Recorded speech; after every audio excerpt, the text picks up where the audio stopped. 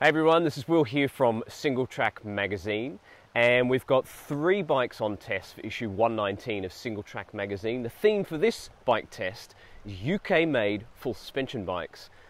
The first bike is from Orange. Of course, we couldn't have a UK-made full suspension group test without an Orange. It's the new Stage 4. This is the newest model from Orange. It's a replacement for the Segment, so it's a short travel 29er. It's got 29-inch wheels, 110mm travel on the back, and a 120mm travel fork on the front, so same specs as the Segment.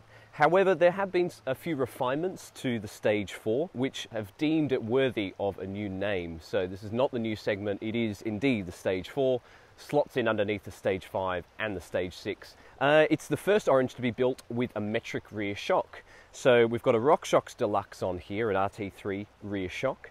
Now, the main reason Orange has done that is they've been able to squeeze in a little more stroke into the same kind of package, and that's helped to lower the overall leverage ratio, which has given the suspension a slightly more active feel, but it also means that the Stage 4 is a little less sensitive to suspension setup compared to the Segment, which was a bike that you had to get your pressures and your sag spot on, and if you were either side of that, it caused some issues, whereas this is a bit more flexible in terms of suspension setup.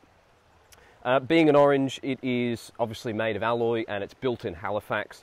Super tough, very robust.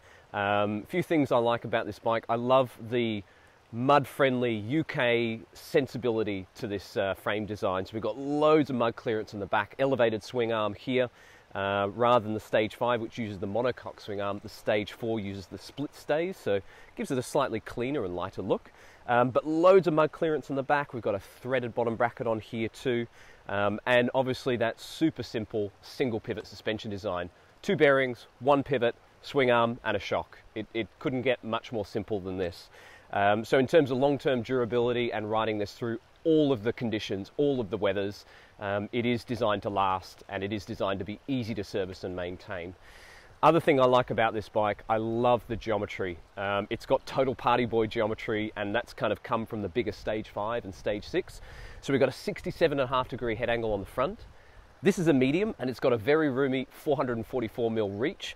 So it's got a very long front center, relatively short at the back end at 435, not super short, but short enough. Combined with this kind of shorter travel suspension design, it's got a load of flickability, very nimble, very fast, very agile. It pedals really well, goes uphill super quick. However, the single pivot suspension design does mean there's quite a lot of feedback between pedaling and the rear suspension action. So if it's really choppy, you know, if you're kind of letting off the brakes and just charging into rocky, slabby, rooty trails, you do feel a lot of feedback through the pedals.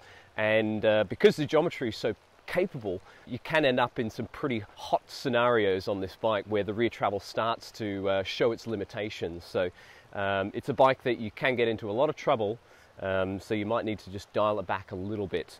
But overall, a really fun, fast, light trail bike that Orange has produced in the Stage 4.